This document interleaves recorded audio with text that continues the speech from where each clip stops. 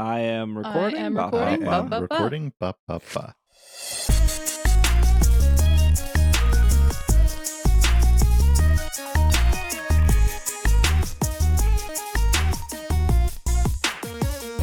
What's up, everyone? Welcome to the 612th episode of the Pokemon Podcast. It's super effective. I'm your host, Steve. With me is Hannah. I am here. It's sunny outside. There's a Pokemon Go community day today, and I probably am not going to go outside for it because the 3DS online shuts down, and I have some things I need to finish up before then. It is also repeat community day. That too. Bobby also here. Hey, I didn't sleep as well as I should have this week, so Pokemon sleep not helping the way it's supposed to. It's a game that inspires good habits. I am hoping that this will help me sleep, and it is not doing it the way I thought it would. That's okay, though. I still like it. Okay, we can't spend an hour on Pokemon sleep this week. But this was the second week of Raikou, so well, it sounds like Bobby, you're still playing. We'll talk about. We'll start with our normal Pokemon sleep. We have some other Pokemon news, not any crazy breaking news this week, but just some new stuff getting posted. But Bobby, how was week 2 of Raikou / week 3 of Think You Playing? Yeah, so this is week 3 of me playing. It's fine. The only thing is last night I fell asleep I fell asleep on the couch while I was watching a movie, something. And so I woke up and it was 5 o'clock in the morning, and I was like, oh no, I didn't actually do the thing before 4 a.m. So I guess now when I did, it recorded it as Sunday, right? And Yep. I didn't get anything recorded for Saturday. So that was a bit of a bummer that you can't go back in, because you can't go back in and say well, I actually fell asleep at this time. You can, but it's just to record it, right? It doesn't actually it wouldn't backtrack and be like, oh, well, now you're getting Saturday. I don't think it backtracks. You can add sleep if you're on the premium, but I don't think you can adjust it. You cannot add sleep you cannot add sleep prior to a recorded sleep session. It doesn't let you do that. Sure. And they did that because people were, not me, but other people were time traveling. I'm sure. Not me at all. And Bobby, you have yet to find out the real cost of that happening, which is tomorrow you won't get a bonus biscuit. Right, because I will go to sleep before 3 o'clock or 4 o'clock, hopefully. And that will be my second sleep of the day, right? And so then there won't be a bonus biscuit for that. Yep. There won't be a bonus biscuit, and you might mess up your energy consumption. It's disappointing. I am disappointed in this game now. Let me tell you, because I did the same thing. My tax guy messaged me, I messaged them because I was like, oh, I have a question before I submit my taxes to you. And they were like, here's the answer to that. And I was like, okay, I should get it to you this weekend. And they were like, that's cutting it close. And I was like, fine, I will drop everything I am doing. I will get it done tonight. Which for my tax guy, I just have to export all but the thing I have to do, well, he'll do it for me, but he charges per hour. So it's just way easier for me to do it. Is I have to just get all my expenses of what was this trip for? What did you buy at the Pokemon Center? That kind of stuff. So I was organizing all of that, and I finished at 4 a.m. And then I looked at the clock because I wasn't looking at the clock, and I was like, oh no, it's 4 a.m. And I ran into my bedroom to start the Pokeball Plus, but it was too late. It was already 4 a.m. It was already, I needed to hit it at 3:59 because I was like, oh, I'm on track of getting done before 4, whatever. And so I hit it at 4 a.m. And so it tracked Thursday instead of Wednesday. And then I got a 98% sleep that day, but on Thursday. So that means when I went to bed to Thursday to Friday, it only goes up to 100. Fun fact. So my next sleep session was only 2%. Yeah. No. And so if your Pokemon are already like low on energy, there's no way to get them more energy at that point without waiting the next day. You can give them pillows. Yeah, you have the pillows. The I do items have you the always pillows. I do say have the that have pillows. no purpose. That has a purpose. The scam though, they charge you for that. Just build up a collection from all the free ones. Yeah, I use my free pillows. But like if you're truly a free to play player and you don't have like the pillows, or even if you're in Bobby's situation where they probably don't have like, I'm assuming Bobby doesn't have 14 pillows. I have a lot of them, I think. Really? I didn't buy them or anything. They just They give you that them many to you. pillows at the start? They do. Let me look. I haven't used any of them yet. That's the thing. That's why you would use the pillows. But even, okay, so Yeah. here's the thing too. Even if you're at like 2% energy, you can't get away using a recovery because a recovery just doubles the 2. So all you're getting is 4 the next day. It's really bad. Yeah.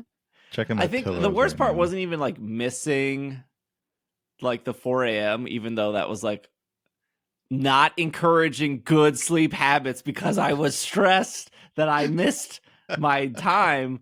The worst part was like that was like 70 Raikou mains I probably missed out. Yeah. Yep.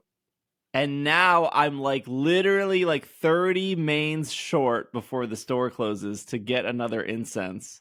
And I'm thinking, and the only options in the store is like a 25 Yeah. or like a 50. Or a 50. And the 50 is like 600 and the 25 I think was like 200 gems or something. 250. I was looking at them this morning. So I went this whole event without buying any Raikou stuff. And now I think I have to buy one of them because I want another incense for the possibility of like the last Raikou sleep style that I'm missing. Right. Got so it. did you get a main? You got a main skill seed though, right? Oh yeah. That was the best item there. I got one too. Don't worry. Oh, you got me. Okay, so you're okay. Free to play Bobby, 3 weeks old. You caught a Raikou and you got the main skill seed without spending 2 any money? Raikou. I used the Master Biscuit, right, for the first one. Yeah, so there's yeah. that. Right. But I caught 2 Raikou. I got a main skill seed. I used another Raikou incense last night or this morning. And then I still have 200 Raikou main, and I haven't spent any diamonds on any of the bundles or anything like that. So that's all just from playing the game over the last 2 weeks. And I only got 2 Raikou main from friends over that 2-week period of time. Which was from me. Wow. One from you and one from Stuart from Slack. That's it. Gosh, I got so much from friends. I was getting like 2. That's wild. I would got only 2. get 3 or 4 a night. I got 2 total. when I missed that Wednesday and then it messed up my Thursday and then I like finally fixed it Friday. Those like that like 72 hours I felt like I didn't get any from friends. Okay, I guess it's multiple per friend, but I get at most 3 or 4 friends per night with Raikou main. By the way, I have 10 energy pillows, and I haven't done anything to go out of my way to get energy pillows. I do so think like there's like tasks at the beginning. It's been like 8 months, but it's like you probably like saw 10 bug Pokemon. Here's a pillow. Caught. Yes. So actually, I have one right now. You raised 10 Pokemon to a specified level. You studied 5 ground Pokemon. You studied 5 ghost type Pokemon. Or that's just what I got this morning, like right now. And for that, I got 3,900 Dream Shards, an Ice Stone, and 2 Poke Biscuits. And that was just yeah, because I think there's like 2 guaranteed free Thunderstones at a certain point too. I have a Leaf Stone that I got somewhere. I have no idea where. Yeah, Leaf Stone is like one of the very first ones you get. Okay, yeah. Hannah, did you get your main skill seed? I did get my main skill seed, and I had a Raikou show up without an incense this morning. Oh, and cool. I was able to catch it. So wow. I got my second Raikou right before the end. I have almost enough main left to get the Thunderstone, which I was really kind of angling for because I would like to get it in the main shop instead of in the main shop. Spelled differently there. Nice. But I'm missing about 8 Raikou main. So we'll see if I go for the $1. To get that pun. really delayed this morning. Yeah, so I may end up getting the $1 box, or the cheapest of the boxes that I would only need to 200 that diamond is box or ultimately whatever. more than $1, but I have some diamonds that I can combine with $1. Yeah. So I spent my free Okay. diamonds on the Dedenne box, which was like 1,500 back, and I worked my way back up to 1,000 free diamonds. This game is very generous with diamonds, but I don't know if I didn't want to spend it on Raikou. But Yeah, I want yeah. I want one more instance. Just in case. I haven't spent anything yet. So I did spend money on the Master Biscuit, or not money, the points or whatever. But I haven't spent any diamonds yet. So I have 2,300 diamonds right now. Oh, and wow. Nice. I have like 6,000 sleep points or whatever, but I don't know, like, I just haven't really looked into like, okay, because I was thinking I was going to spend diamonds on the Raikou bundles, like a Raikou bundle at the beginning of this event, thinking it was going to be tougher to get one to show up, and that clearly has not been the case. So now I'm like, oh, well, now I have all these diamonds that I didn't end up spending, and I just haven't looked at like what to spend them on. So, well, the news here is they announced that Entei and Suicune are coming. That's news, because they definitely announced that on Pokemon Day that all 3 were coming, but they then said, yeah, they showed all 3 in the Pokemon Day. Okay. Because the initial thing was like Raikou sleeping in the room with the kid, or not the kid, it was like an adult. And then at the end it shows all 3 of them, and then the like phone, and then it's like coming soon. And then like 2 days ago on Twitter, they were like, oh, Entei and Raikou are coming soon. I would assume that Suicune would be on the beach, and then Raikou would be on the volcano, because that's water and fire. Taupe Hollow, gosh, not the volcano. That I just unlocked that area this morning. What do you think? I guess you haven't been there. I haven't been there yet. Do I go there? Should You've I go there only been tomorrow? on green grass, right? Yeah, whatever the first island is, Cyan, I think, is the first one that they make you, like, when you play the first week, they make green grass is the first one, and then Cyan. But the Cyan Beach. Cyan Beach is the second one. When I played the first week, I wasn't on green grass. Before the Raikou event, I wasn't on green grass. I was playing some other place that they made you play. I didn't get to choose the first location when I started the game 3 weeks ago. You were still on green grass. It was just not the Raikou changed green grass a little bit. It looks a little different. Oh, okay, so green grass is the first location that you like are forced to play on when you first play the game. Mm-hmm. Okay, well then I don't know what I'm talking about. But no, green grass changes. They'll like put holiday stuff there or spooky stuff. Yeah, well, it probably they haven't done that to any other island yet. There's like lightning and stuff. Yeah, that's just green grass, but with lightning. Yeah. Okay. So I don't even know, where do I go tomorrow? Like, I guess I would don't go to Taupe Hollow. It's a nightmare. I would say go to Taupe Hollow. I hate Cyan Beach. Is this the place where the Onyx is that everybody wants but no one can get? Yeah. Okay. Yeah. You also get Steelix there, but that's like it has very good music. Okay, I don't ever have my sound on except when I'm like, I will be watching a movie on TV and I'll have my AirPods in so that I can listen to. I have kids and they're asleep and I don't want them to like hear what I'm listening to. If I'm listening to stuff, I want to make it louder, so I'll put AirPods in so I can just hear it that way. And then I'll go open up Pokemon Sleep for something, and it will pause everything on my TV to be like, no, now you're playing Pokemon Sleep. Pokemon Sleep's audio is so weird. It's like, whoa, okay. Like this level of priority of like, it is our time now. You've opened this app. Yep. So that's when I hear the music. I would be disappointed if they did Suicune and Entei on green grass, but I understand why they would do it. They haven't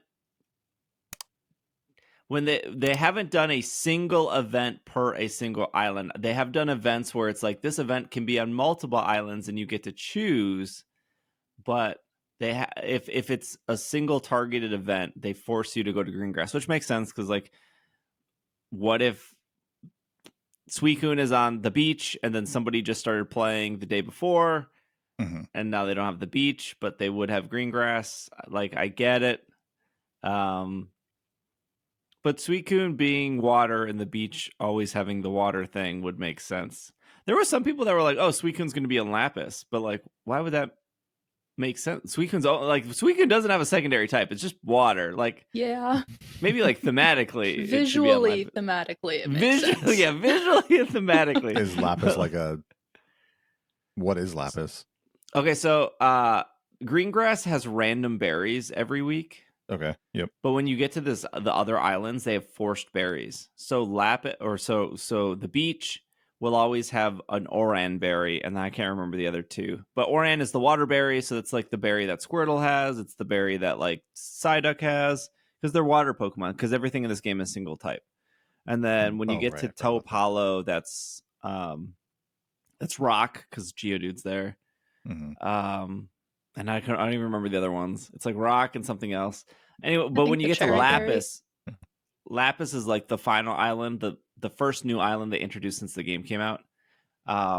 Lapis is like, it's fighting, because I know like Stuffle is there, and then is it Psychic?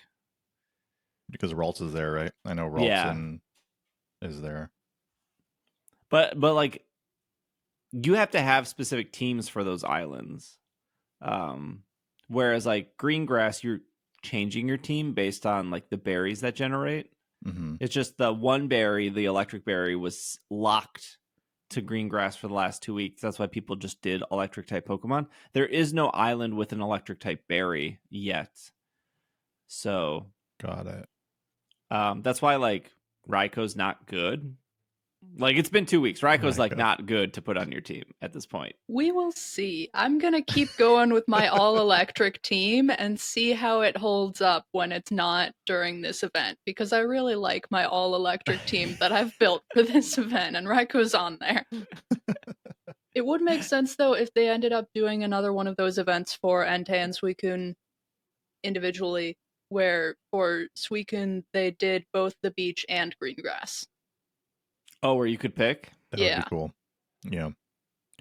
Yeah, that would be... I would have liked to not be on green grass again this week, since I've only You're like 3 weeks in this game, and you're like already sick of green grass? Yeah. So I would have liked to be able to choose something else. And I guess I could have, but I still wanted to, get the Raikou stuff and all that and do that stuff, so... Yeah, I don't know. My hair's out of control today. I don't know where... Look, I went to a concert last night. My hair's not cooperating. I don't know where I'm going to go. I guess I'm pretty close to finishing the beach. So maybe I just finish off the beach. So then if Suicune is on the beach, I'm at the 55% going in. So maybe I just do that. Or I could try Topalo again and be angry for a full week. Just turn on the music and you won't be as angry. It's be angry because I won't get the Onyx.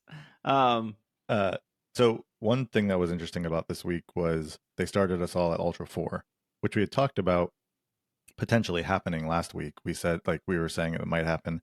Has that happened before in the game, or is this the first time that they have done that? This is the first time they've done that. This is the first time they've done anything like that, I think. I'm pretty sure there's never been a chance for anyone to start out at a higher level than base Pokeball 1. Okay. At any point. We were all master rank something, right? And then it dropped us to Ultra even? 4. Mm-hmm. Yeah, I was You're getting into the master ranks? Okay. 2 or 3, maybe? Nice. Yeah. I'm just curious if you were... Let's just say you were Ultra 3 and the week started over. Did they bump you to Ultra 4? I have no clue because everyone I've talked to was Master Rank. Yeah, that's the thing. Yeah. If even Bobby, who started out the week before, was able to get to master rank in that first week of this event. Yeah. So yeah, I don't know. It made it seem like it was going to be Ultra 4 was going to be the lowest. Maybe it was something I saw online or talking to someone, but it seemed like that was where they were starting. Everybody was Ultra 4, but I don't know. I don't know if I have to find someone who didn't get to Ultra 4 the week before. Yeah, or maybe didn't play but then picked it up the second week. Last question before we move on. Bobby, do you regret using your Master Ball? No, I have not come across anything else that I feel like I would want to use it on at this point, and I now have plenty of sleep points to get another one since it's April now. So yeah, it's fine. I'm happy with the experience of using a Master Ball on a Raikou because that just feels nostalgic. I've done that before. No shade to anyone, but the amount of players I know that use their Master Ball on a shiny Pokemon is very high.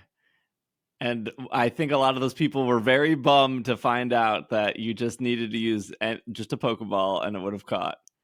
So they probably regret using their Master Ball. In Pokemon Sleep? Yeah. People figured that out real quick, though. All right. Oh, all the time. Like, I know 5 people in the Slack that once they found out that you could just use a Pokeball, they were all like, oh, I wasted my Master Ball. Yeah, I think because I knew that, and I wouldn't have if it wasn't for talking to both of you, but because I knew that, that would be the only other thing that I would really, at this point, was thinking about that I would want to use something like a Master Ball on. And so when it was revealed to me that you didn't need to, then I thought, okay, I'll just use it on Raikou. I wonder with like Suicune and Entei, like for Raikou, we got extra lucky, I guess, because they gave us a free incense. Right. And they gave us 2 free biscuits. Mm-hmm. And like, even we all said, like, we all got main skill seed, we all got 2 Raikous. I probably could have got a 3rd Raikou pretty easily if I didn't miss a day, So I think still just as easy to get Suicune and Entei. But again, like an incense and 2 biscuits is like what, like at least 250 main. Yeah, well, the second week they made they gave us some incense and biscuits that were a little bit cheaper. So yeah, it was like 1 incense and 2 biscuits were slightly cheaper. Yeah, I think you could get 1 incense and 2 biscuits for 170 main the second week, because it was 50 for 2, 50 for each biscuit and 70 for an incense. So yeah, I mean, and if you're like this morning when I woke up and my Raikou that showed up was hungry, but I didn't have any Raikou biscuits at the moment. Like, and I was like, oh, do I want to go in and spend? I already have 2 Raikou, and I was just like, you know what? Never mind. Like, I'm good. We're good. Like, I'm done with this Raikou event now. Like, we move on to the next thing. None of my Raikous were hungry ever. Sad. I'm sorry that you had well-fed Raikou. Yeah. This was just announced before we started recording. Pokemon Worlds finally has a date, which I think the real question is, why did it take them so long? Was EUIC the last big internationals? Have the others all happened at this point? No, the EUIC EUIC just happened, and then NAIC is right. NAIC is in July or August. Yeah, June. It's in June because it's it's the week after Sendai, and it's the week before Madrid. So it's Sendai, NAIC, Madrid. And it's in Ohio, right? NAIC. It's usually in Ohio or Indianapolis. Yeah. This time it's in New Orleans, right? Nolens. Yeah. That's right. That's fun. Be a fun one for sure. Yeah, people seemed really excited about it. It's going to be in Honolulu, Hawaii, August 16th through 18th. Because we know that they already booked the 2026 location, not to be confused with the 2025 location next year. We don't know where that is, but shout out to that poor soul who worked at the San Francisco venue to then say, yeah, we're hosting the Pokemon thing in 2026. That guy probably doesn't work there anymore. They clearly book these things 2+ years in advance. So yeah, that makes I whether or not you're happy or upset or excited or frustrated that it's going to Hawaii, I don't understand why they waited so long for these dates, because I'm pretty sure last year for Japan they announced the dates like around Pokemon Day or like shortly after. Like it was pretty early in the year. Maybe it has to do with maybe they didn't have the dates fully firmed up with. There's no way they didn't have. Yeah, no. I don't know why they would imagine that's how that works. I don't know why they would wait so long. The only thing I could think of is doing,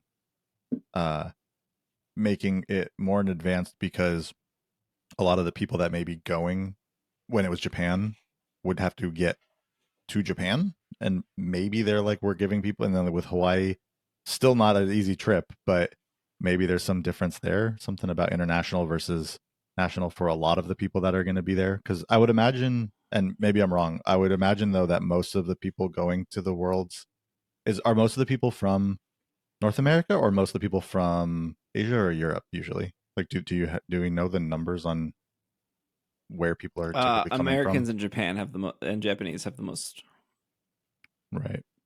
Most presence. Presence, yeah, that's the word. That's weird. I don't know. That's really short timeline now. If people are going to be buying tickets and things to get to Honolulu. That's also just like a side note. The reason they do pick Hawaii is because their two biggest audiences are America and Japan, and Hawaii is literally in between those two countries. So that's like, location wise, it makes the most sense for. It's a tourist destination for both of the countries. Mm-hmm. Yeah. Japan, like I think Hawaii is one of Japan's top tourist locations. Like Hawaii and Japan are very close when it comes to culture and stuff. We'll see how this turns out. What I do want to talk about is the Worlds page is up, the graphics are up, and they did kill it with the graphics. I think the theme looks great. It's very colorful. Pikachu in a little swimsuit, little flippers. They got some Frillish, they got some Riolu, they got some Quaxley, they got some Gimmighoul. I like the way it looks. Little wishy-washy. Yeah, I mean, obviously, if you know me at all, Alola. I love Alola. I love everything around that. So anything that's themed like beach Alola or just Hawaii, like all of that theming, I love. So I think they did a really good job on that as well. So good job, Pokemon Company. You did great on the theming of this whole thing. This is maybe a stretch. Do we think James Turner did this art before he left? It's in his style. It is. Hannah just realizing it is in his style. It is 100% in his style. I mean, considering how far out they book these things, that's very possible. Yeah. Because he did, like, even though he left before Scarlet and Violet came out, like, he's gone on record saying, like, he did some Pokemon, he did some graphics, he did all the, like, the sandwich stuff. Like, when you go into one of the shops, which is opening up a menu, not actually going into the store. And you look at the background of that stuff, that's his artwork. He did the professors. He did design both professors. But I'm looking at like the Pikachu and the Gimmighoul and the Steenie, and it's all like everything here is like literally in his art style. And I don't know anyone else at Game Freak that does the not connected lines. I will say, like, he didn't invent that art style. There's other artists that don't connect their lines. It's not like exclusive to him, but anytime there's been non-connected lines, it's always been him.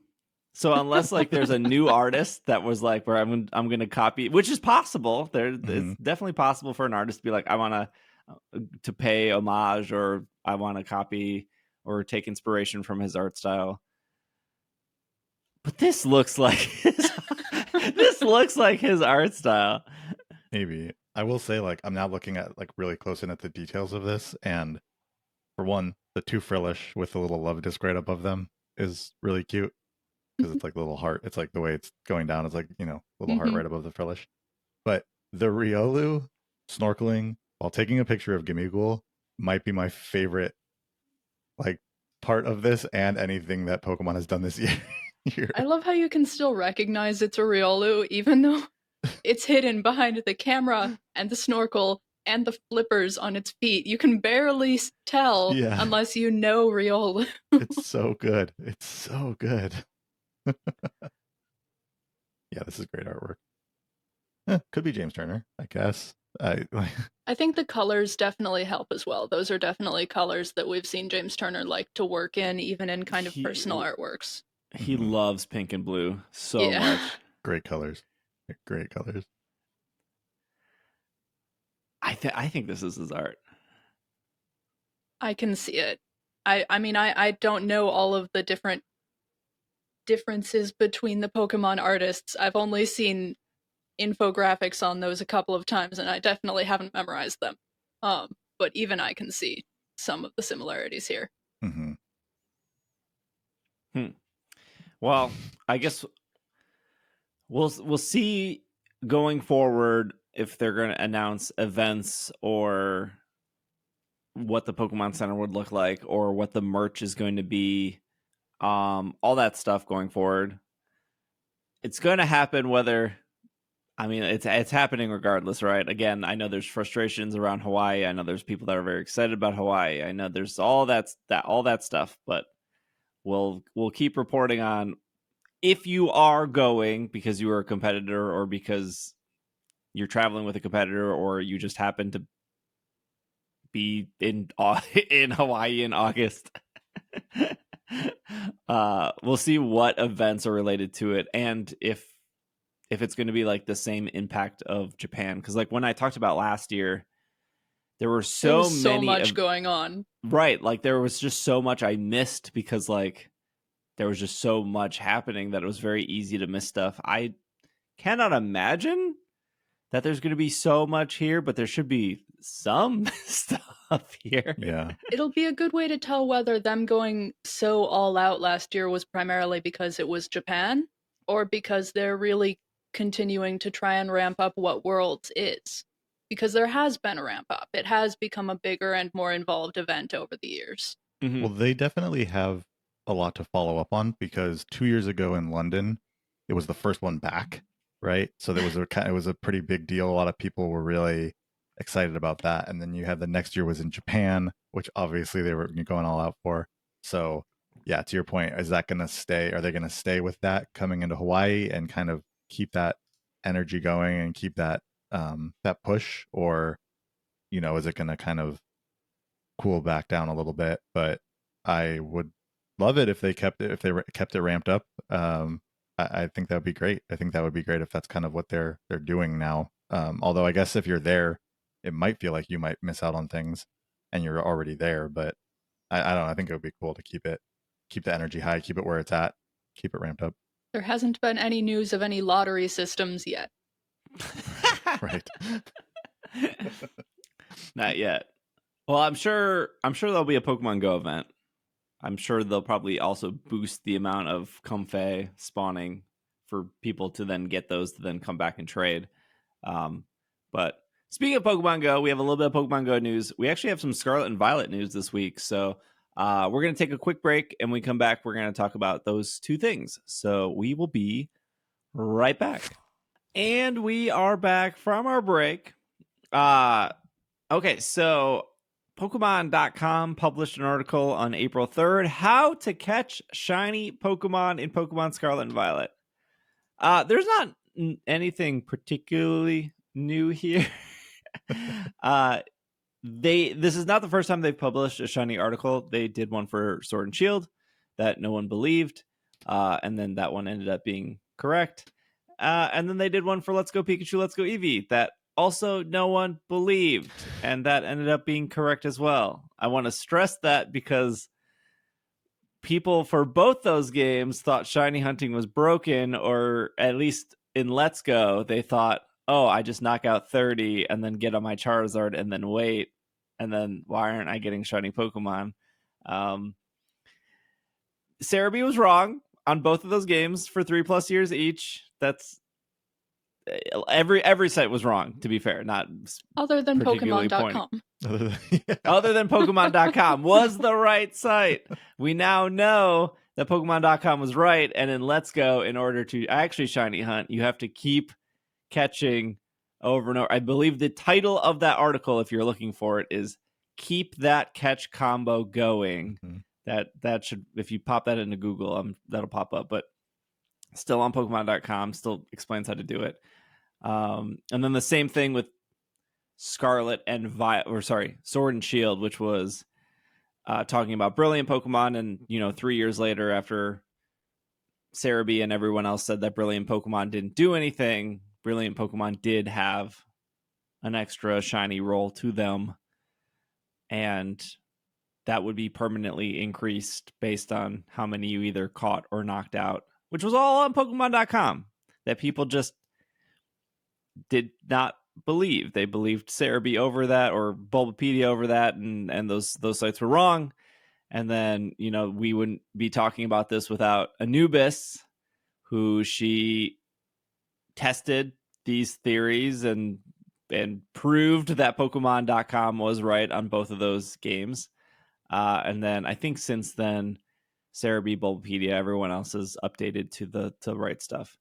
So the title of this is How to Catch Shiny Pokemon in Scarlet and Violet. The weird thing here is both the Let's Go article and the Sword and Shield article came out within a month of the games coming out. They came out super short. Yeah, much quicker. And this has been well over a year, obviously. And now they published an article. It's just well, it's a lot more direct in-game. In Scarlet and Violet, there are actually things like sparkling power on screen that you can see. Mm-hmm. Yeah, that's very true. And it does seem that the twist here is, and I just didn't set up the Let's Go to be like, and once again, Sarumi is wrong. No, it seems like what is in this article is what everyone has been doing the entire time. Tells you how to get your shiny charm. And then it drops down to mass outbreaks. So it says the easiest way to find a shiny Pokemon in Pokemon Scarlet and Violet is through mass outbreaks.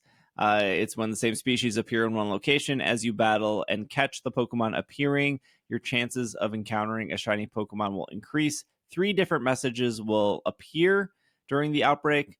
The number of Pokemon is starting to go down.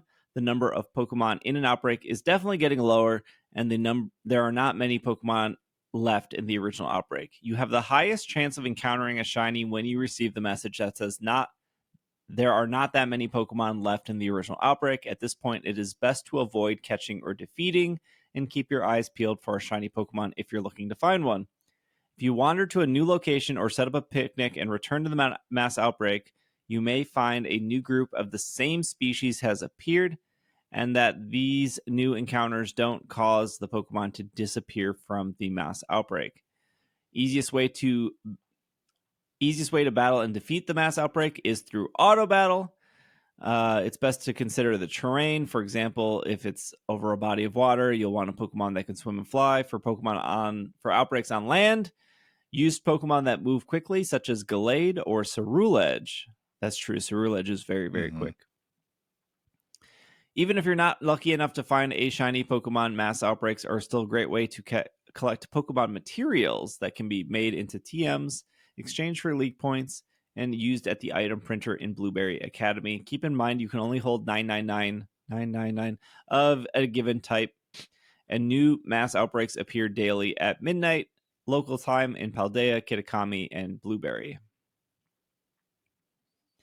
And then they have an even more longer section of this that breaks down sparkling power. And they talk about how you can get Herba Mystica through 5 and 6-star raids. Now recently 7-star raids, actually. It seems like the last 4 7-star raids have all dropped Herba Mystica. You can mix and match, although you need at least 2 Herba Mystica for sparkling power. I'm not going to go through all the sparkling power for that. It lists all of them. Well, it lists one combination for each of the types. Yeah. They also do say that you can go to Blueberry Academy, spend 150 Blueberry points for activating all Sparkle Power, all types. It's not as potent as a sandwich made in Picnic. It is a level 1 instead of a level 3, but increases your chance of finding a shiny Pokemon for all 18 types at once. A great meal if you were just walking around. And then at the very end, if you need to catch Pokemon, you can use the moves Spore and False Swipe. They specifically say a Breloom that knows the moves Spore and False Swipe because they know that that's the Pokemon. Were they listening to the podcast last week when I said I'm so sick of using Spore and False Swipe for everything? I will say I've done quite a bit. I mean, I've done some shiny hunting in Scarlet and Violet. I've yet to use any Herba Mystica to actually shiny hunt. Really? Because I'm a real shiny hunter. I don't want to have the increased chances. No, I'm just kidding. I just haven't. I haven't used any of the Herba Mystica because I do typically do the method of just I get the mass outbreaks down to typically in between those 2 messages, but I think the best way to just solidify it is if you get it down to that third message, right? Mm-hmm. And then just set up Picnic and restart. And honestly, I've been pretty lucky with how often the shiny does pop up fairly quickly when doing that. And then on top of that, they've had a few events where the shinies are boosted. The shiny rate is boosted, and it's not even worth making a sandwich for those sometimes. So that has been my method so far. So I actually have some Herba Mystica all saved up because I just go into it without actually making a sandwich. You're going to be that guy, Bobby, that has like 40 Herba Mystica. The new game's going to come out and you haven't used any. Yeah. That's what happened with Ultra Sun, Ultra Moon. I have whatever currency that just didn't move with that. It's all just sitting there and I have like nothing to use it on at this point. So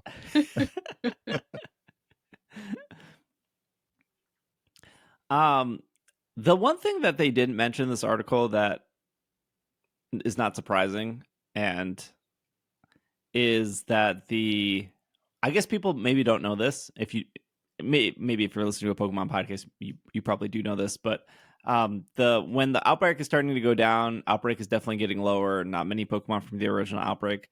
Those are not like at set intervals. They're like they're like slightly randomized. So what Anubis said is that your shiny chance goes up at 30 and then it goes up again at 60. So you can get +2 to your chance, which is the same as a shiny charm. So, if you don't have the shiny charm and you knock out 60, technically the shiny charm is now on for you. But if you do have the shiny charm, instead of being a +2, it'll be a +4. And then if you have the sparkling power, That's, I don't even know what that is, a +3 or something, another +2, I can't remember. So that all goes in effect of like increasing your chance for a shiny Pokemon. But if you actually count and you're looking for the message to pop up, like the outbreak is definitely starting to go down. I've had that appear at like 25. I've had it appear at like 26. I've had it appear at 27. It doesn't always appear exactly at like 25 knockouts. So it is slightly randomized of when it appears. So from my understanding, it was never worth trusting those messages because like if you got like not many left from the original outbreak, you might be at 58. I'm and like pretty technically you sure haven't. that the not many left comes after 60, regardless. Just the third message does, which is the third message does come after 60, which is the outbreak definitely getting lower would be the is the But if you're like, waiting for the third message, I think you're good. Yes. But you will have more Pokemon in the outbreak left to potentially be shiny if you're counting. Right. So because at a certain point the outbreak feels like it gets thinner. So 60 is between the last two messages. You're gonna get the first message before 60, but you're gonna get the last message after 60. So in this article, they're saying, the last message solidifies that you've at least knocked out 60, but it's not saying that the message is at 60. So, well, maybe I do like that method better because I hate counting. I also hate paying attention and watching for the messages even more, because if I'm looking away in the very moment that the message comes up and I totally miss it, then counting is more reliable. So right. But I'm counting, and then I then I get distracted with something, and then I'm like, where did I leave off? Was it 20 or 22? Well, the problem with counting too is that it has to be the Pokemon from the mass outbreak. So if you happen to be in a place where like that Pokemon also just spawns, that spawned Pokemon that isn't part of the mass outbreak won't count. So it's just, the message is what solidifies it. The thing for me is that by the time you get to that third message, the mass outbreak has thinned out like considerably more than when you're in between the two messages. And so then when you're resetting and only seeing 4 or 5 or 6 or whatever Pokemon versus like before the message, you might have 12 or 13 popping up. And so, but then you don't know when you've actually, if you're not counting, you don't know when you've actually hit that 60 mark. So you don't exactly know when you're over it or not. Yeah, see, I had thought that the messages did come at a set time, like at a set number of Pokemon you had knocked out. And I thought that maybe there was 15 Pokemon after the second message or something like that is when you get to 60, that the messages can kind of help reset your counter because they do come at a set time. But if you're certain they don't, then maybe not. Well, the outbreaks are not the same number. So when an outbreak spawns in, it's not like a Wattrel outbreak isn't like 100 Pokemon, and then like a Wattrel outbreak could be 100 Pokemon, but then a Tinkaton outbreak could be 120 Pokemon. So like the actual outbreak itself is not like a set number of Pokemon every time. They have like a range where they can be in. And then the messages are probably a percentage. There's no way outbreak. A percentage of them. None of the outbreaks have that many Pokemon though, for sure, right? There's no way there's like 60 Pokemon left once that third message pops up or whatever. It's like 12 or 5 or 7 or something. But what I was doing for when Milcery and Flabebe were up, I was only going to 30. I was like, I'm not going to reach Twitch chat. No one distract me. I'm going to do exactly 30 because I know at 30 you get the +1. And they were already boosted. Both of those Pokemon are already boosted. And I had Shiny Charm. And then I used Sparkling Power, but I used Sparkling Power with Humongo, so they were easier to see. And I felt like I got way more Shinies doing that. I will say it felt like placebo. But part of it was I do feel like they thin out to the point where you're seeing less when you get up to like that 60. Oh yeah. And like when you first get there, it feels like there's so many. So I was like, well, if I'm only going to +1 and everything else is boosted, I'm still seeing so many versus adding another +1, but then seeing like half the amount. Yeah, I'm seeing. That makes sense. And I would always position 2 that are next to each other. So I would like just bike between the two because they would refresh. And then it just felt like I was just seeing so many. And people were like, why aren't you going to 60? And I was like, look at how many there are. I'm at a +1. Like, we're good. But again, maybe that was just placebo for me. No, that makes sense. Yeah.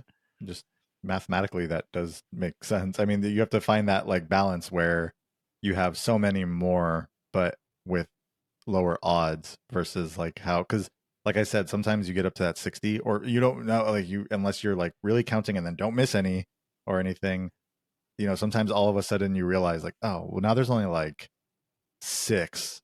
And so I'm resetting and it's like there are 6, you know, and it's and then like, it's where's just that? so slow. And Yeah. it's just going away from the outbreak and going back to the outbreak over and over and over again. Yeah.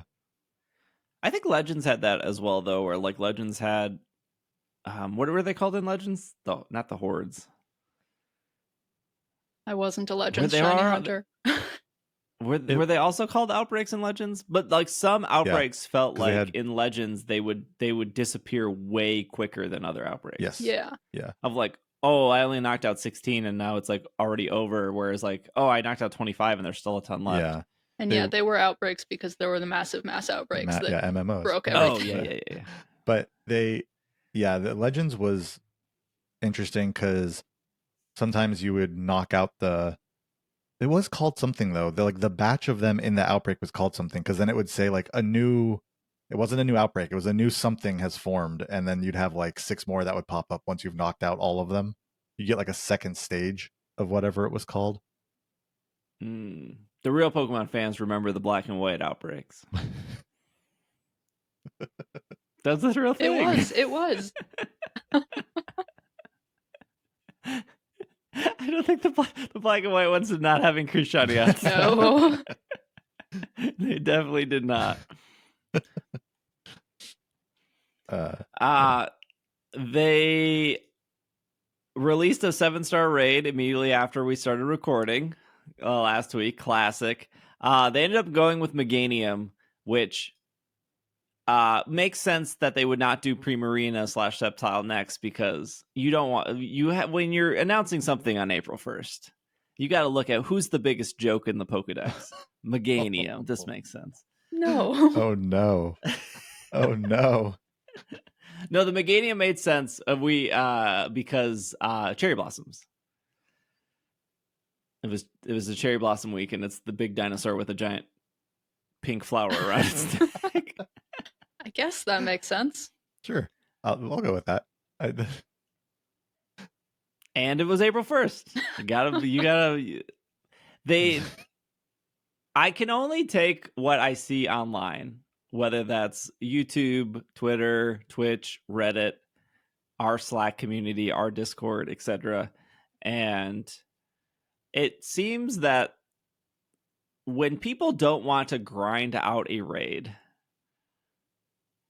or when a YouTube video does better than past YouTube videos, to me, that those 2 signs and those 3 signs, what people say, a YouTube video doing significantly better than past, and that people not want to grind it out, it seems that people were not having fun with Meganium. I mean, your first video wasn't even approaching it. You guessed wrong. I did, yeah. Well, I was right about the screens. Yeah. Which I built teams that were to deal with the screens. But I did not think a grass psychic focused Pokemon would be dominant with a fighting type move. Yep. I think a lot of people would argue that a body press Pokemon would have been maybe saved for a different gimmick. And yet, this is what they did. You probably weren't the only one who guessed wrong. April 1st. April 1st. I liked this raid. Obviously, I went all in on like dark Pokemon because the only fighting type move it would have gotten was body press, and boy, did they! This is like the 4th Pokemon that has done that, which is also kind of shocking. Or maybe they decided to lean into this. Yeah. But the first Pokemon that's not 100% true. There's like a 5-star Dragonite or a 6-star Dragonite, I can't remember, that will go to like max stats pretty quickly. But I think a lot of people's first a lot of people's first experience with that was Mewtwo, where Mewtwo would bring its stats up very quickly. And I have no problem with that. Like, I think that's fine. They already have like 8 moves, whatever, right? My problem with that is there's no communication for that.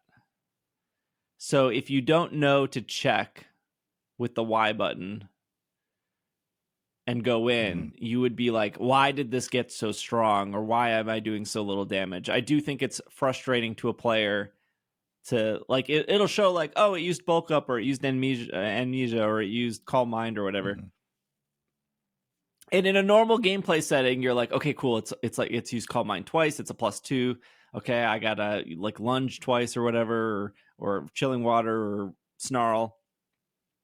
But if you don't check, it's like, oh, it's +6. Yeah. That's not what you expect. You approach that so differently. If even in like a standard competitive match, if something's neutral versus something a +2, you just change your approach of like, oh, it's +2 now. Like, that's scary. I got to do something different. When you're going from 0 to +6, which doesn't happen in normal gameplay, you would change your approach. So you eventually, like, after you get like smoked by it, you're like, oh, I didn't. But even then, like, let's say you just get smoked by it, but you never thought to press the Y button. You're probably like, oh, maybe I brought the wrong Pokemon, or something went wrong, or like, I don't know what my teammates are doing, because like this game is really bad at communicating. So again, I have no problem with it going to +6. I just think like the game should clearly communicate, because that's an important thing in a Pokemon situation, to like communicate. So again, when I went into Meganium and I was like, oh, cool, it used Body Press, or not Body Press, it used Curse. I'm like, okay, cool. Well, we intimidated twice. It cursed. So it should be at -1, because now it's +1 for attack. And you're like, you're like trying to do your math and on the spot.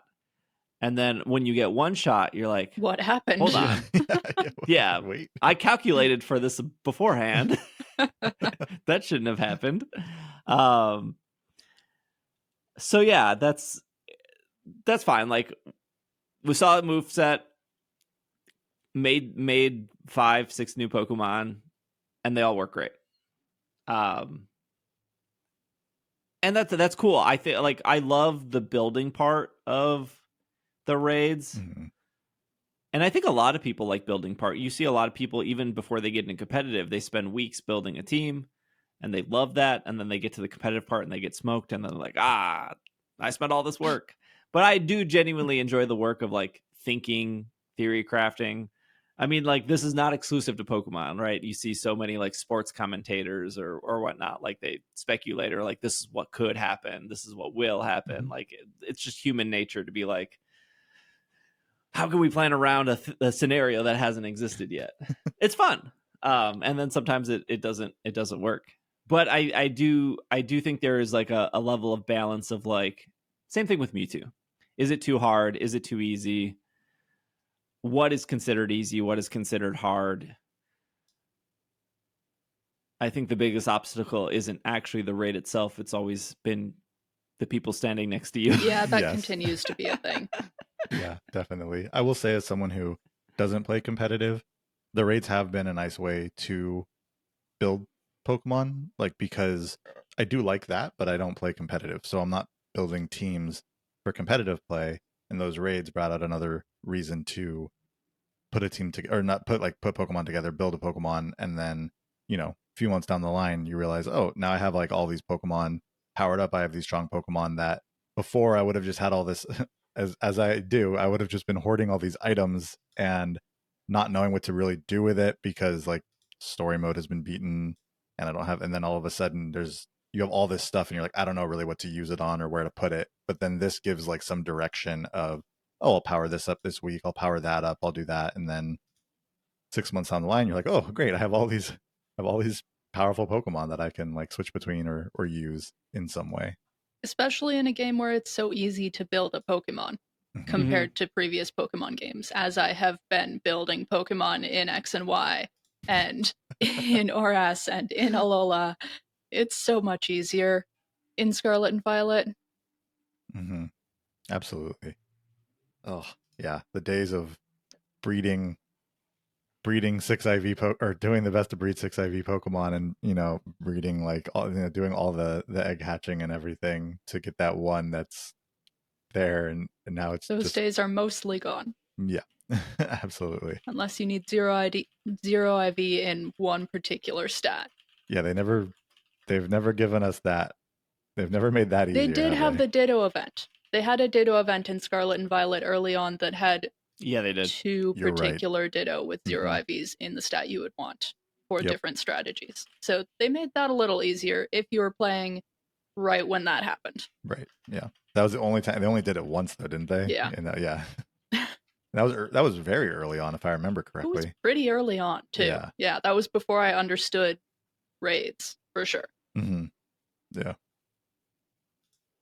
Yeah, I look at my boxes in Scarlet and Violet and I think, wow, I have over 60 level 100 fully built Pokemon specifically just for raids. And it's really cool. Like I can go back to X and Y and just nothing is level 100, nothing is EV trained. The things that are EV trained are EV trained because I went through the story, and so the EVs are like all over the place. They're not really EV trained; they're just EV maxed. Yeah, they just have EVs. So it's really cool to have all of these level 100, all of these EV trained, all of these bottle capped Pokemon that like served a purpose. And it is also cool to see people get excited that they can use different Pokemon, right? There for sure is players that they built like 3 things. They got like a Miraidon, an Iron Hands, and Annihilate. And which one of these 3 will work for the 7-star raid boss? Because I don't want to build another. But then there are people who play the game every day or a couple times a week or have been playing. And when a raid comes out, it's like, cool. What can I make this week? Like what? I have all these resources. Oh, I get to use a Skeledirge for the first time, or oh, I get to use a Clefable for the first time. Like that's so cool. I haven't used that yet. And then you really learn more about a specific Pokemon, right? Like I have never really looked at Clefable's moveset. I don't know what it can learn or what it can't learn, or what its stat distribution is. So I still love 7-star raids. I still think they're so fun to prep for and to actually do, and they're just the playing with other people for me is just scratches a specific itch that other games were scratching before I stopped playing those other games. I'm looking at you, Final Fantasy 14. But the 7-star raids get so held back from just the performance of Scarlet and Violet. Like, they're still super laggy. There was 2 Meganium raids where I joined, and we just sat there looking at Meganium as the music played. There was no timer. There was no HP bar. We're just like, do we wait this out? Do we force quit? What's happening? Did you wait it out? Well, I waited probably 6-7 minutes and nothing happened. It just, the timer didn't even appear. It just, there was no, right. Yeah. I wouldn't have given it that much time. 6 or 7 minutes of just waiting for something to happen. You're just in there chit-chatting with people. Well, maybe that's true. Maybe it'll start. Maybe it won't. Who knows? Yeah. The lack of stability in the raids and the lack of kind of guidelines that means people are still bringing in Pokemon that aren't level 100. Really hold the rates back. You know, if again, we say this all the time, but if you were playing with randoms and you see somebody lock in a 75 Lucario, you would probably be like, I'm going to sit this raid out. Good But luck. you can't even see that. You can't Yeah. see the level until you Right. enter the raid. Right. And at that point, it's just we lost. There's nothing Yep. we can do to win. Yeah. Well, that's Yeah. the unfortunate thing about. I mean, that kind of makes me think of Go a little bit. And when you go do a raid and you get to the raid and you hop in and then you see a bunch of people who are like level. I mean, this doesn't happen as much anymore, but you see a bunch of people who are like level 20 or something, or you see you're in there with like 3 people Hmm. and it's a Lugia or something, and everyone's level 20 and you're level 40, and you're like, okay, this isn't gonna work. Like it's like I would love to raid with you, but we're not gonna win. But you can see the levels there before the raid starts, No, and you no, can I'm hop saying, out like, before your yeah, pass is that's what I'm used. saying. So then what Yeah. ends up, well, so this is Yeah. what I was gonna get into. So then what happens is you jump out, and then the people that want to raid but that don't understand, like, oh, it's not going to win, but they're like, oh, well, this person like just jumped out. Is it because we're lower level? Is it whatever? I feel like that doesn't happen in Scarlet and Violet because no one knows that before you go into the raid. So even though you you don't bringing in the learn. right Pokemon are aware of what's going to happen, the people that bring in the lower level probably are not. Yeah. And Because then they don't probably feel- also don't understand how the timer works and that their Pokemon Right. fainting is the reason Yeah. Mhm. you lose. But they will understand if they can never battle with anyone, and if they're just like abandoned every time. I don't know what's worse. I don't know if going in and losing, but at least playing with other people and joining into something is worse, or if like you can't get a raid because you're too low level, and everyone would be able to see that and then would leave before you'd actually be able to go do a raid in the first place. I think that making everyone lose raids over and over again is worse. I just mean for the person who has the lower level Pokemon. Yeah, then they will Oh. learn. And they will use experience candy and they'll go in with a better Yeah, maybe. Pokemon. Maybe. Hopefully. I don't know, because like it's a good question. And when I'm on Twitch, obviously I'm trying to help as many people get through as possible. And there are people that come through and they're like, "This is my first 7-star raid I've ever completed. Like, thank you so much." Right? And we had a person that came in and they were like, "All I have is a Miraidon," and I was like, "Okay, cool." I was like, "Is that at least level 100?" And they were like, "Yeah." And we were able to like get the Miraidon through just fine, right? Okay. Like Good. they didn't have they had like it was like literally like Thunder, Parabolic Charge, Electro Drift, and like Thunderbolt, right? It was like 4 electric type moves. None of these are super effective against Meganium, and nor do you need 4 electric type attacks. It's like flashbacks to how I was like 10 years old battling the Elite Four with Yeah, Blastoise going with through a 4 water type Elite Four person, then that'll be fine. Yeah, it's like you have this water type gym leader on lock with this Miraidon. He won't get past you. But there was like basic communication, right? And this was like the same thing in like Destiny or something, where somebody's like, "Oh, I've never done this before," and it's like, "Okay, you're just gonna stand right here. You're gonna watch this door. That's all you got to do. We'll handle everything else. Here's your one task. Just do this." And so like that works because like you can just talk to that person and be like, "What's up?" Mhm. And then I did another raid, and like a level 100 Smeargle joined in, and I have like the damage calculator already up for Meganium, right? I have Meganium up. I have like +6 attack, +6 defense, body press, seed bomb, whatever it was. And so I quickly like just changed the Pokemon to Smeargle, and it's like body press, 270 damage to like 300 damage. I'm like, "Hey, Smeargle, you're obviously here. Like, you're somewhere in chat. There's 300 people. You're one of them because you're looking at my screen to join this raid. Can you like tell me what your Smeargle is like supposed to do?" Like, because Smeargle could like role play, right? They could role play. Skeledirge is unaware. They could Smeargle can do a lot of things. they can do a lot of things, right? I think there's a move to like copy the other person's typing, so it could like copy the Skeledirge to become like Fire Ghost. Like there's a lot of things that Smeargle could do. I was like, "Cool, Smeargle, like what are you doing?" Nothing. I was like, 3-minute timer here before the raid starts. Like, "Smeargle, I would like to like help you do this raid. What is your moveset?" Nothing. And then like I was like, I can't there's other people that need help. Like, am I going to start this raid and like hope you know what you're doing when you won't even like type in chat what your moveset is? Like just tell me what you're trying to do, and I can adjust or help you or like pick a different Pokemon, right? Yeah. Like, Mhm. and there's no communication there. So like, I'm sorry, Smeargle, if you're listening. I couldn't help you because I just need you to say something. Communication is important. Yeah, that seems to be the theme of the podcast. Communication is important. So, anyways, there's 5 new builds for Meganium up on YouTube and wherever I put the graphics. The first day for Meganium, we were completing it in like 8 or 9 minutes, which isn't ideal because the raids only last 10 minutes before they fail. The second builds, long. we were getting it done in like 3 minutes. They're super quick, super efficient. The first builds were wrong though, right?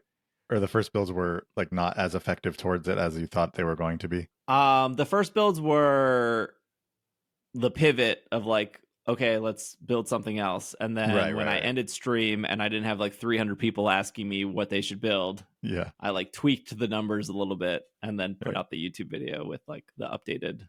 That makes sense. I mean, those builds were still winning though, so. Yeah, they were still like even the first builds. There were people that were like, "Oh, your Incineroar build worked great." I was like, oh, "Okay." I was like, If cool. it works, it works.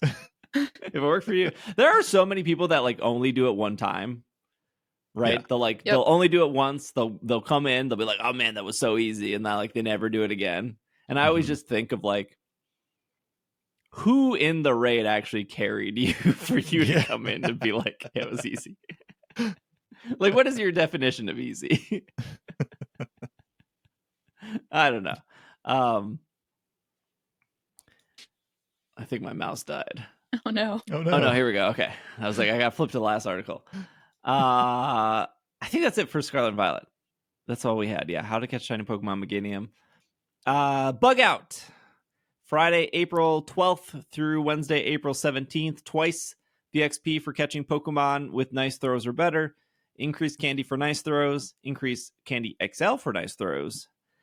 Increased chance to find shiny Combee and shiny Burmy.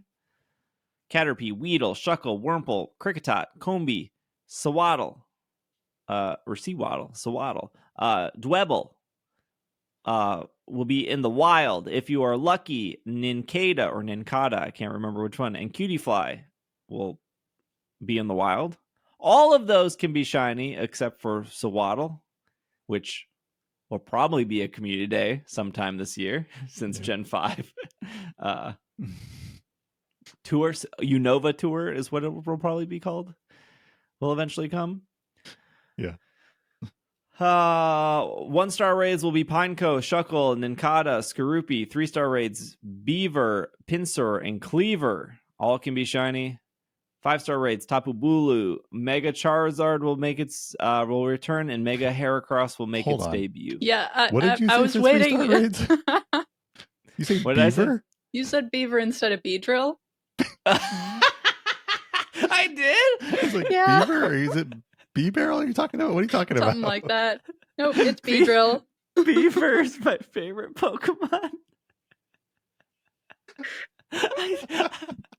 I did? You absolutely did, because I was like, what is Beaver? I went to a concert last night. I'm very tired. The Beedrill Cleaver mashup Pokemon we did not know we needed. There's a collection challenge.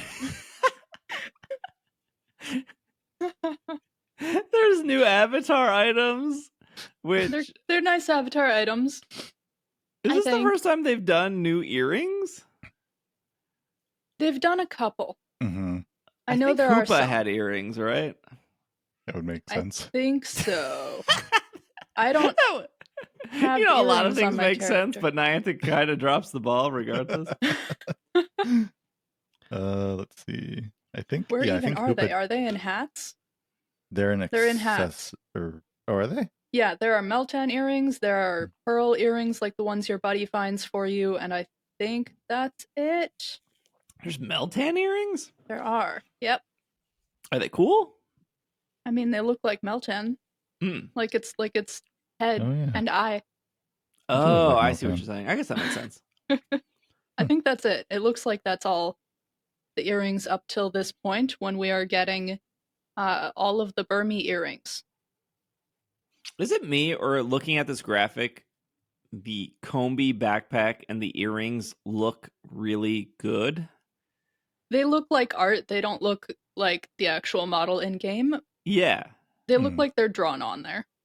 But I guess the reason I point that out is that what they're supposed to look like with the new character graphical update? Wait, let me see, because I I have don't the new know. character update. I don't. Yeah, but the new character update looks terrible. You don't even have it yet. I've seen pictures. Depends You don't on- even have it yet. Yeah, Do you have it? Is it bad? No, I also don't have it yet. I'm waiting to have a judgment on it until I actually have the character update. I was waiting to have a judgment on it too, and then I saw Zoe post the side by side of her character before and after, and I was instantly like unsold. I was like, I'm judging right now. We're judging today. As someone who no. has it, this is what I'll say. I have put a hat on and a mask on, and I've never worn a hat or a mask in the game before. So I was like, my character just looks better in this. Like, I found stuff that made the thing look better. I think overall, it's the whole idea of it, the concept of it, all of that is very cool. I like it. I think there are some things they could maybe tweak a little bit, some things they could work out a little bit. And I do think they do need to add. There's still a little bit more they should actually add to it. Not all of it is. Some parts are more customizable than other parts, and I think there could be something to maybe having a little more customization on maybe more of the options, like the facial features and hair. But the concept of it is very good. But yeah, I don't know. I'm looking at the Zoe's side by side right now, and that's not even the same outfit. The items aren't the same items on her character. That's going to make the character look worse. I was just mostly looking at like the face doesn't look great. I don't know. Like Bobby said, a mask might help. I always have a mask on my character anyways, so I'm probably going to be fine with it. It's just like there is like when you see the Pokemon Go trainer, you know that it's Pokemon Go, right? Because you're just so used to looking at it. Because it's been the same thing for 8 years. Yeah. Totally. And now that they're changing it, which is fine, like very happy that they're changing it, adding more sizes, models, heights, skin color. Although I heard that there should be more skin tone adjustments. Yeah. You would just think that like it would be better. And it doesn't seem I don't think it looks worse. I just think it looks different. It just looks like a different game. I could imagine seeing this model in a different game and not being surprised that exists and not thinking it looks horrible. I think that they, on the body style, they definitely have there's like 5 or 6 different options, and then there is like a customize option, and then in there are sliders where you can change different things of it, and then you can kind of do your own customization. And obviously I know that is a lot harder on other things like facial stuff, but I feel like if they could add something like that, it would be a huge improvement. I know they do that in other games. This is not like and I get this is like Niantic's first time going and doing something like this in Pokemon Go, but I do think there would be benefits to. I think it's a good start, but I do think that would be good to have a little bit more customization. Not saying that they're going to. They probably like put it out like this and they're like, this is it. But also not everyone has it. So clearly they're like looking at smaller groups have it. And I'm sure they're like looking at feedback from those smaller groups and just hearing what people have to say about it. And maybe there'll be some differences, because even with like the encounter backgrounds, just to another thing that has a small test group having it right now, a smaller group, the encounter backgrounds have been changing. I've had them for quite a bit, and they have definitely changed, and they've made tweaks and improvements to the encounter screens over the last 2 months. So, I mean, they could still be making a few different changes and things to this, but I think the concept is great. I think there could be a few adjustments they could make, but that's what I'm going to leave it Are the clothes, like all your clothes come back, right?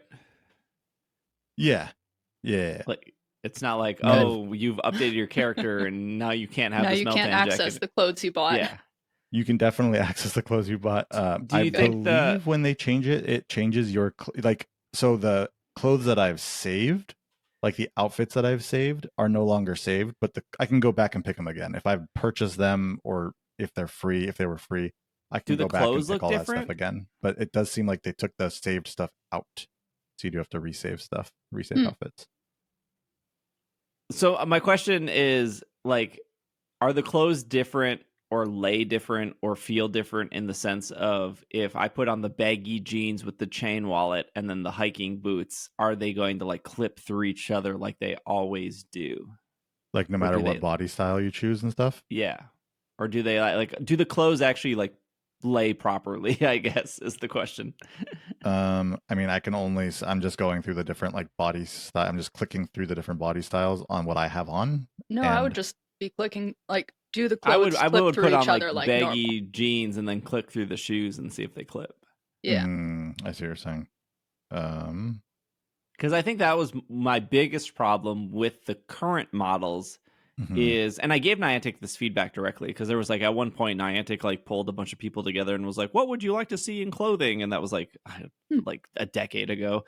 That's not true. The game's not hasn't been out for a decade. It was a long time ago though. But one of my feedback besides like you should have different sizes and different heights and different weights and like different skin colors and I should be able to wear any clothes I want.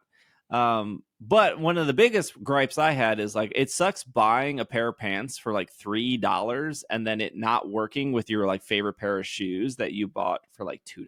Like that just feels terrible. Like I actively want to give you money, Niantic, because I want my character to look a certain way, and I just gave you $5 and the thing I bought like doesn't actually look good at all. Well, I can tell you this just from a quick going through this. So I'm wearing I just put on like a pair of the pants and then shoes like that are I don't even know what kinds of shoes these are, but they're clipping through the pants. And as I change the body style, they're still clipping, but like it's less and more depending on which body style I'm using. So it is changing how it's actually acting based on like body style. That is changing, but it's still like it still doesn't look good because it's still clipping through it doesn't ever go away. But there are certain body styles where like there's more clipping happening, and then there's certain where there's less happening. So no, they didn't. Okay, got it. So the answer is no. Clipping still happens. These Perfect. things still, yeah. So we got to the bottom of that case. Yeah. Again, small groups seem to have this. Not everyone has it. So I don't know. I think there still could be potentially some adjustments made, but we'll have to wait and see. All right. Well, Mega Heracross will be making its debut this weekend. Not to be confused with Beaver. Mm-hmm. Not to be confused with Mega Beaver. Correct. Mega Beaver not in the game yet. No, it is. If it's Beedrill, it is. It's been in the game the whole time Megas have existed. Hey, I'll be at the Orlando Regional Tournament this weekend. I'll be there Friday and Sunday. Saturday, I'm going to Disney. Oh, right. If you are going to Orlando Regionals on Friday or Saturday, Friday, Saturday, Sunday, and you see me, feel free to stop me and say hi. And if you're in the Slack or the Discord, I'll probably post. Maybe we'll do like a meetup, like I said, at the free part of Disney Springs, I think it's called, on like Saturday or something. But I'll be in the area, and then there should be a Heracross raid hour, I believe, on Saturday, right? It's 3 hours from 2:00 to 5:00 local is the raid day. So, and you can buy. Well, there's like an event ticket, obviously, if you want to I think it's $5 Mhm. for that ticket, or at least $5 USD. And then looks like you'll get some, just like any other raid day, you'll get just for free, you'll get up to 5 additional raid passes for spinning photo discs, and then you'll have an increased chance at encountering shiny Heracross. So that is Isn't what it I'm looking usually forward like 1 to. in 10? So yeah, Or is it they're 1 in usually about 20? 1 in 10. So I don't have one from, when was it? Was at GoFest last year where Yeah. they had Heracross spawning. I did not get a shiny one then. So but yeah, otherwise just a regular raid day. Are either of you excited for this one? Do you want to raid Heracross, or? Yeah, I like Heracross. It's a new mega, so I'm definitely going to be at least getting that. Yeah, for sure. We don't know how much energy it's going to cost, or has that put? Sometimes they put that in the game early, like It's probably been data mined. Sometimes like It let's is see. in the game. It's It is, 200 mega energy. 200. That's not bad. Yeah, so you probably have to do three raids to get it. Yeah. If you have a good team. Yeah, Otherwise right. You aren't going solo. Yeah. Yeah. Heracross has been in raids before, yeah? Yeah. It's usually a 3-star raid when it's been Yeah, in the because it past, was so. the Johto tour. It was in raids, I think, for everyone. Right. Yeah. Couldn't have them just spawn. The Johto tour had to put them in raids. Had to put them in raids, yeah. Of course. Look, Niantic needs their bills paid. They don't make enough money as it is. We will be back next week, although I will have to record the episode a little bit early, so I have to figure that out. But if the episode comes out on Sunday and next Monday, and you're like, why didn't we talk about this? It's because I probably recorded it before I left for Florida. Although I don't expect anything exciting to happen at regionals, and we already know Meganium is coming back this weekend if you haven't done it. Blissey will also return with Meganium. So if you're one of those players that are like, I want to do more 7 or 6-star raids and I don't have a lot of level 100 Pokemon, or I don't have a lot of resources, Blissey is a great way to get those resources. Literally, if you did like an hour of Blissey, you could probably make like 10 level 100 Pokemon like instantly. Yeah. Now that we have the item printer, it's not as useful, but the Blissies are still very good raids to do. Yeah, totally. They're fairly quick, which is nice. So it's it's nice to go in there and just do some quick Blissey raids and pick up a bunch of good items. Yeah, Blissey's super, super quick. Cool. Thanks for listening. Thanks for making it to the end. Thank you, Hannah. Thank you, Bobby. We will see you guys next week. This has been another episode of the Pokemon Podcast, and we are super effective. Super not going to green grass this week. I'm going to Taupe Hollow. What about you? Ooh, I think I'll do the same. Yes. Go to the beach.